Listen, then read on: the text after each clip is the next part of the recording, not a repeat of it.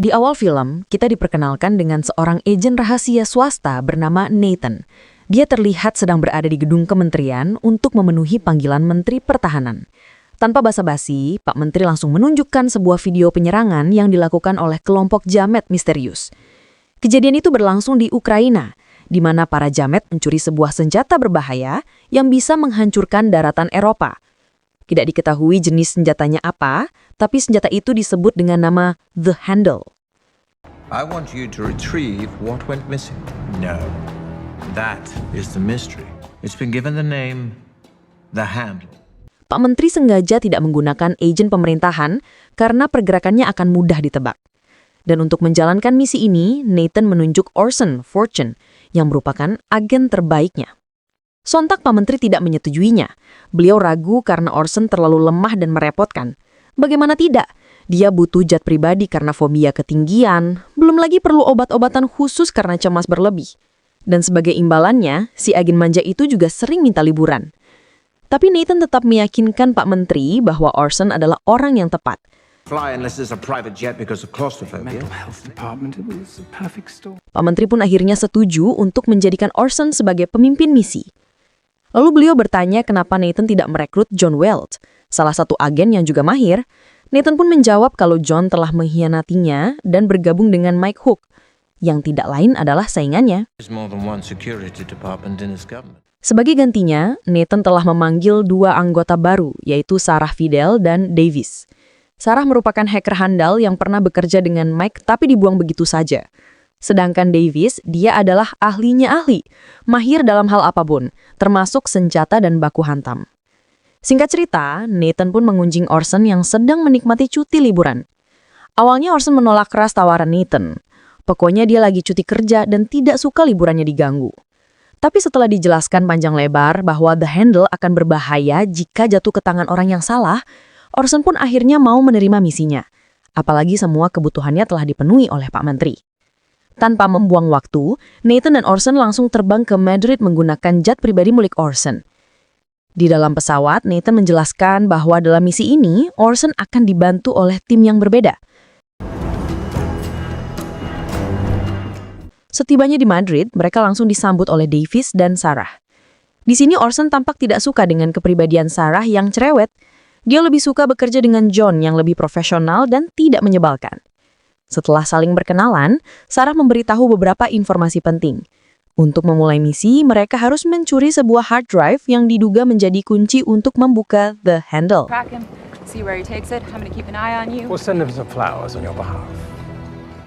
Misi pencurian akan dilakukan di bandara, di mana target mereka akan mengantarkan hard disk tersebut kepada seseorang. Target ini bernama Donald Baker, seorang profesor yang sudah tua. Di sini tim Orson juga dibantu oleh agen lain bernama Jane.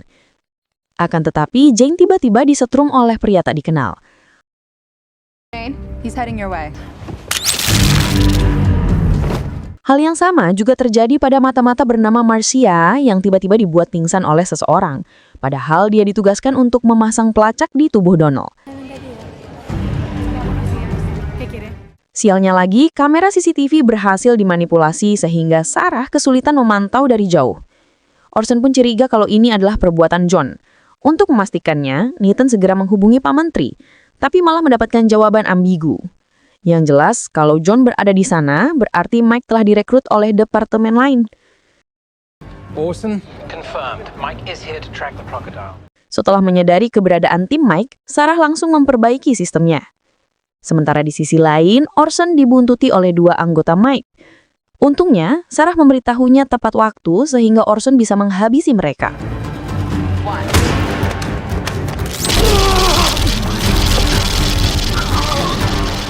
Kemudian Orson bersama Davis mengikuti Donald dan melepaskannya dari anak buah Mike yang menyamar jadi petugas bandara.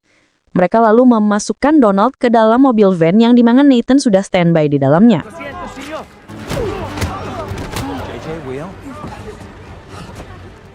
Di dalam mobil, Nathan bergerak cepat menyalin data yang ada di hard disk. Tapi waktu mereka terbatas karena Mike membawa banyak pasukan dan menghadang mereka. Di sisi lain, ternyata Donald memiliki penyakit jantung dan kondisinya mulai berburuk. Keadaan semakin genting ketika anak buah Mike membuka mobil Nathan secara paksa.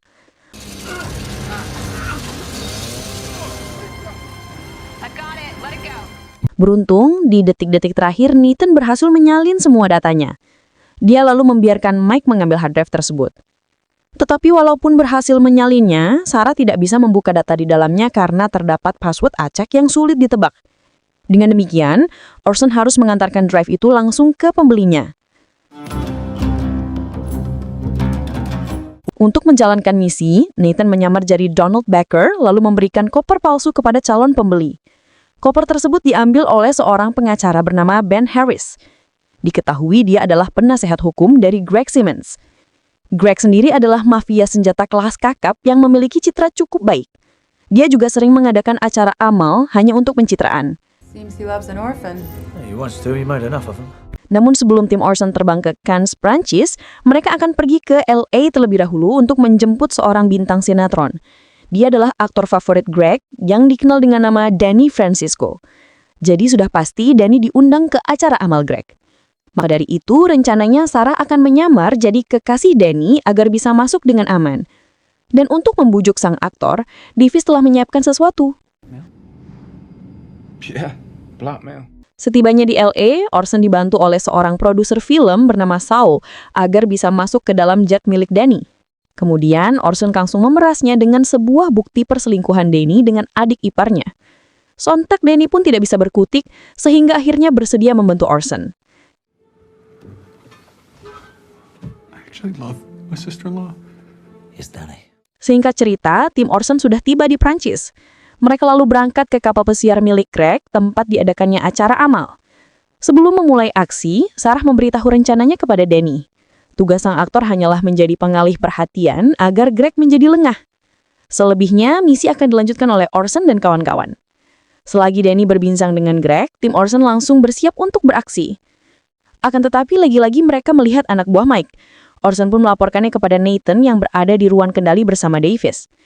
Setelah itu, Sarah mulai mencari ruangan yang aman untuk memasang penyadap dan meretas ponsel dari jauh. Beruntung dia melakukannya dengan cepat sebelum Ben Harris masuk. Sarah pun segera berakting manja seperti putri agar tidak dicurigai oleh Ben. Dia harus mengulur waktu selama mungkin karena proses hacking berlangsung cukup lama. Di lain pihak, Orson baru saja mematikan alat komunikasi Mike yang membuatnya tidak bisa terhubung dengan Vincent, anak buahnya yang menyamar jadi pelayan kapal.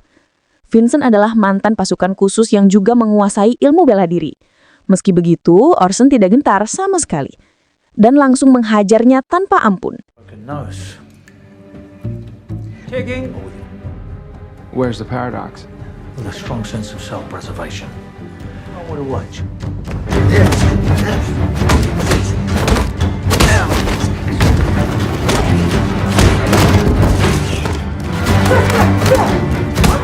Singkatnya, Orson mampu melumpuhkan Vincent lalu membuangnya ke laut. Sementara Davis juga sudah meretas ponsel Greg sepenuhnya. Setelah itu, Sarah kembali menemui Danny. Saat itulah, Greg mengundang duanya untuk berlibur di Turki secara gratis. Tak berselang lama, banyak kenalan Greg yang ingin berfoto dengan sang aktor, sehingga Sarah harus menjauh sejenak. Di sini ternyata Greg kepincut dengan Sarah dan langsung merayunya. Dengan kata lain, penyamaran Sarah berhasil. Allow me to show it to you. Think about what I said, yeah? Setelah sukses menjalankan misi, Orson, Sarah, dan Danny pun segera pulang untuk mempersiapkan aksi berikutnya. Successful evening. Debrief at 0700. Sementara itu, Nathan dan Davis mulai mendengarkan perbincangan Greg dengan rekan bisnisnya, yaitu Alexander. Tapi dari pembahasan mereka, Nathan belum bisa memastikan kalau barang yang akan dijual adalah The Handle. Dia pun melaporkan hal tersebut kepada Pak Menteri. Selain membahas percakapan Greg, Pak Menteri juga memastikan kalau Mike tidak disewa oleh pemerintah.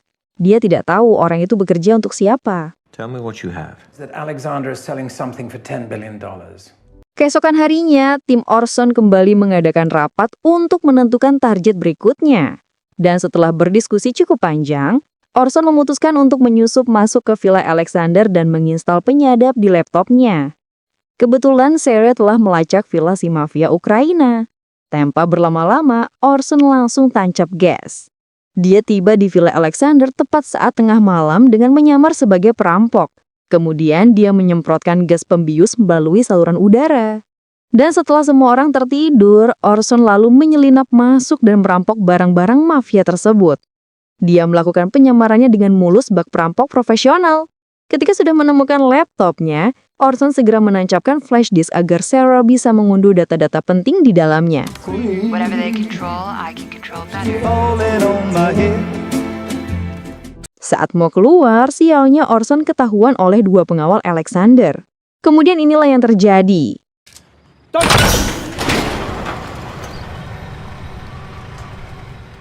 Dia lalu dijemput oleh Sarah dan Davis yang sudah standby di depan gerbang.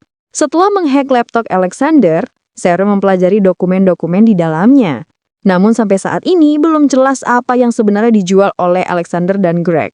Di sisi lain, Davis mendapatkan notifikasi di mana ponsel Greg sedang melakukan panggilan kepada Trent dan Arnold yang merupakan rekan bisnisnya. Kedua orang ini hanya memastikan kalau bisnisnya dengan Greg aman terkendali.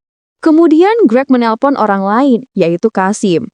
Dia adalah diplomat Turki yang korup dan memiliki koneksi dengan Alexander. Di sini Kasim memberitahu Greg kalau villa Alexander baru saja dirampok dan dua pengawalnya terluka parah. Neutralize two of his guards? No, please! Another one, a bullet in the foot. Mendengar percakapan tersebut, Sarah pun segera melacak keberadaan Kasim. Lalu dia teringat pernah ditawari liburan di Turki.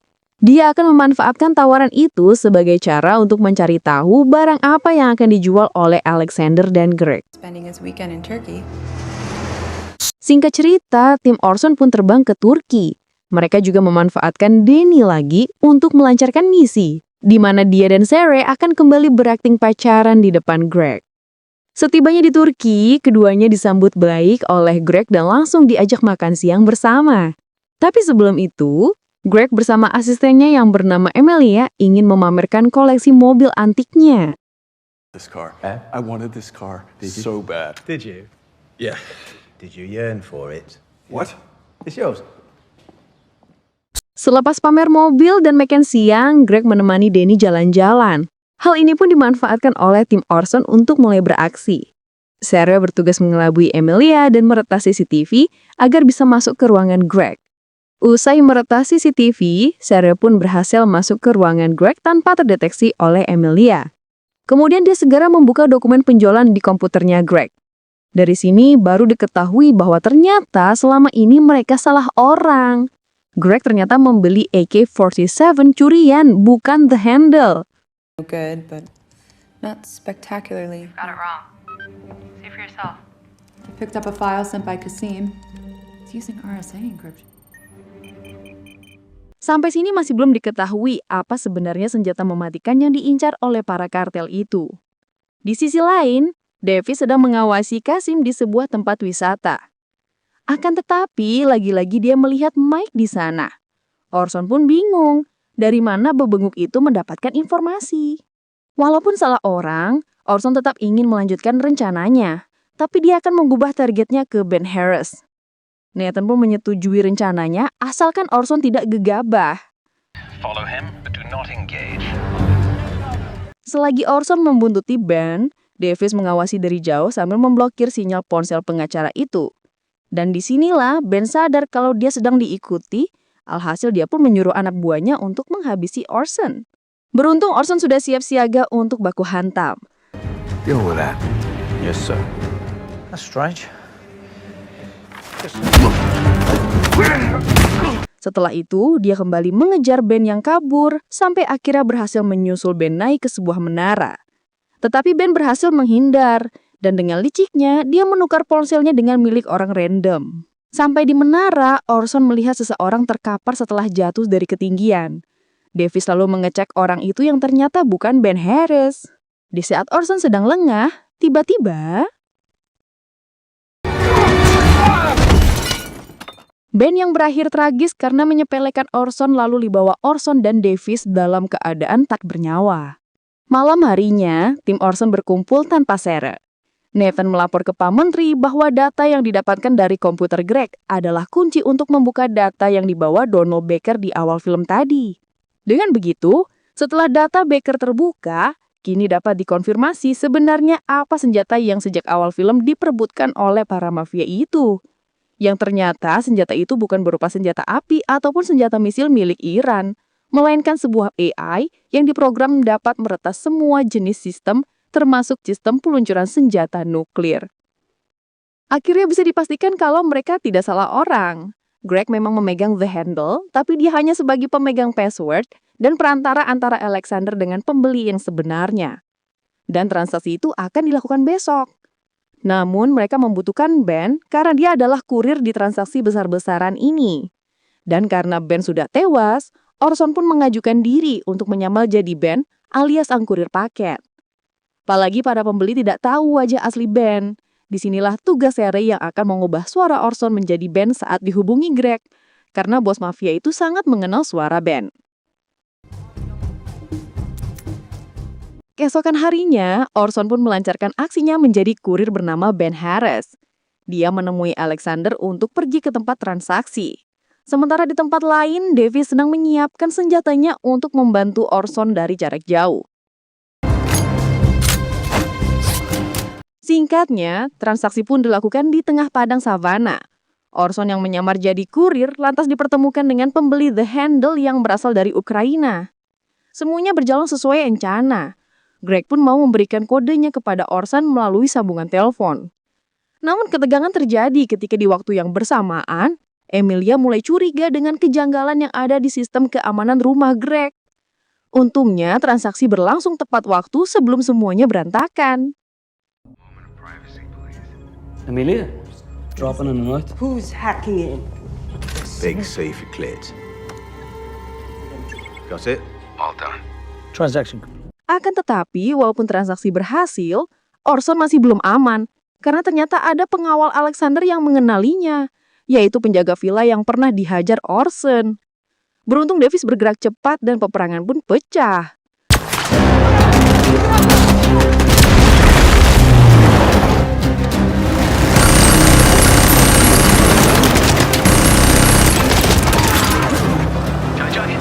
Who are these people? Selain serangan darat, Orson juga dikejar-kejar oleh helikopter musuh. Sementara di lain pihak, Sarah berhasil membatalkan transaksinya sehingga tidak ada uang yang masuk ke rekening Greg. Setelah itu, Sarah bergegas menemui Danny yang telah menyiapkan mobil untuk kabur. Sementara itu, Orson menyadari kalau Mike mengejar yang miliknya Mike yang tidak mau kalah saing selalu ikut campur di pekerjaannya. Setelah baku tembak yang cukup sengit, Mike memojokkan Orson dan mengambil koper berisi komputer yang mengandung teknologi The Handle. Di waktu yang sama, Greg akhirnya sadar kalau sistemnya telah dipermainkan. Dia pun menyuruh anak buahnya untuk memburu Sarah dan Danny yang sudah berada di dalam mobil. Just go, and whoever the that is, do it now. Di tempat lain, Mike menyuruh John untuk memeriksa keaslian barangnya. Setelah dipastikan asli, dia lalu melakukan hal ini. Tak disangka, Mike menembak mati para mafia Ukraina yang merupakan pemilik dari barang tersebut. Ternyata, selama ini Mike tidak bekerja untuk siapapun. Dia bekerja secara independen demi ambisinya sendiri. Mike bahkan memerintahkan anak buahnya yang berada di darat untuk membunuh Orson. Namun Davis lebih dulu menghabisi anak buah Mike itu. Tidy. Selesai dengan peperangan di padang savana, Orson dan Davis lalu mencuri helikopter yang ditinggal mati oleh pilotnya. Di sini terlihat, meskipun fobia ketinggian, ternyata Orson berhasil melawan rasa takutnya untuk mengendarai helikopter tersebut. Bersamaan dengan itu, Danny dan Sarah masih dikejar-kejar oleh anak buah Greg. Karena tidak ada bala bantuan, Sarah memutuskan untuk menyerang balik.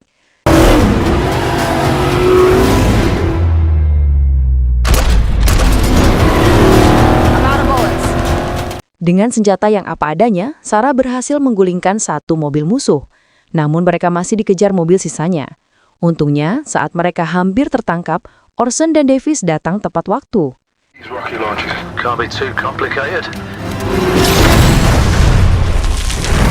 Singkat cerita, Danny dan Sarah berhasil diselamatkan dengan helikopter. Di sini, tiba-tiba Orson mengusulkan kembali ke tempat Greg. Dia akan membuat mafia itu mau bekerja sama dengan timnya. Karena Orson yakin kalau Greg akan menerima tawarannya karena Sarah telah memegang semua bukti kejahatannya. Setibanya di tempat Greg, Orson langsung bertanya tentang identitas pembeli yang sebenarnya. Di sini terungkap kalau pembeli yang akan membayar mahal untuk The Handle adalah Trent dan Arnold. Mereka berniat mengacaukan sistem keuangan dengan teknologi AI yang ada pada The Handle. Setelah didesak dan diancam, pada akhirnya Greg pun mau bekerja sama. Toh dia sudah terlanjur rugi karena gagal menerima transferan uang. Just one last thing. Well, how can I say no? Malam harinya, tim Orson kembali beraksi. Mereka membagi tugas ke dalam 3 kelompok. Seperti biasa, Sarah dan Nathan akan memantau dari jauh.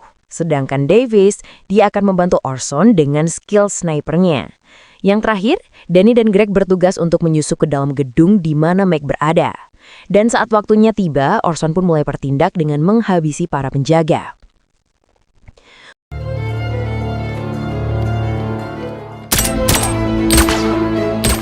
Untuk mengulur waktu, Greg membacot di hadapan Trent, Arnold, dan Mike.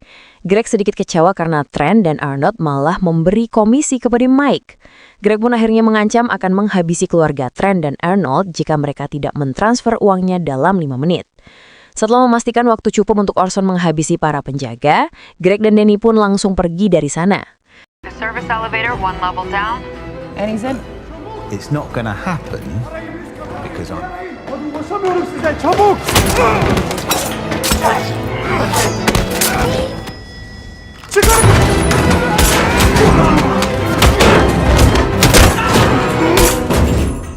Listen to me. Ancaman Greg tadi ternyata berhasil membuat Trent dan Arnold kalang kabut. Namun, Mike berusaha membujuk mereka dengan mengatakan kalau Greg hanya menggeretak. Karena situasinya semakin memanas, dua pihak ini pun akhirnya saling baku tembak. Tak berselang lama, Orson masuk ke ruangan tersebut. Dia merasa lega karena tidak perlu repot membrutal. Akan tetapi, saat dia sedang mengecek koper yang berisi The Handle, tiba-tiba Mike menyerangnya dari belakang. Where it lies. You can have it. Untungnya, Orson bisa menghabisi Mike hanya dengan beberapa pukulan. Setelah dari situ, dia kemudian dijemput oleh Sarah dan Davis. Akan tetapi, Nathan tidak ada di sana. Menurut kabar Unutix, Nathan pergi meninggalkan tim karena mendapatkan misi baru di tempat lain. Tanpa memikirkannya, Orson langsung mengajak Sarah dan Davis untuk liburan bersama. What's up? We're going on holiday. Di air film, mereka bertiga menemui Nathan di Qatar untuk menyerahkan koper yang diambil dari Mike. Di sini, Nathan ingin memberi misi baru, tapi Orson menolaknya mentah-mentah. Dia lebih memilih berlibur ke Nganjuk selama 2 minggu. Lalu film pun tamat.